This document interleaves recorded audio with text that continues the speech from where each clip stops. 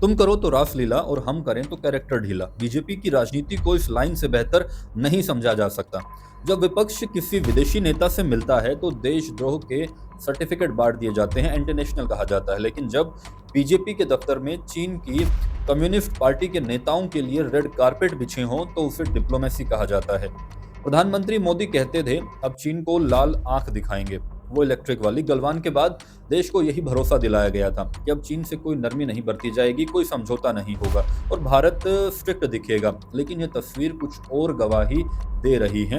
ये कोई foreign embassy नहीं है बल्कि बीजेपी का हेड ऑफिस है और सामने बैठे हैं चीन की कम्युनिस्ट पार्टी के लीडर्स। और अब ऐसे में सवाल उठना तो लाजमी है, अगर चीन दुश्मन है तो बीजेपी दफ्तर में उनके लिए रेड कारपेट क्यों बिछी है? एक तरफ तो सरकार कहती है चीन ने लद्दाख में अतिक्रमण कर रखा है, गलवान में हमारे 20 जवान शहीद हुए, अरुणाचल पर चीन दावा करता है और पहलगाम हमले के बाद भी ऑपरेशन सिंदूर जैसे मामलों में चीन खुलकर पाकिस्तान के साथ खड़ा रहा।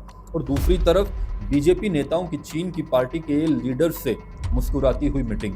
अब सोचो जरा कि यह रिश्ता क्या कहलाता है।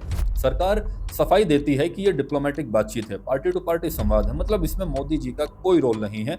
लेकिन सवाल ये है, जब विपक्ष किसी विदेशी नेता से मिलता है तो इंटरनेशनल करार दे दिया जाता है और जब बीजेपी खुद ऐसा करे तो वो डिप्लोमेसी का पार्ट होता है। मोदी जी की लाल आंख अब कैमरे के सामने ही क्यों दिखाई देती हैं, असल दुनिया में क्यों नहीं?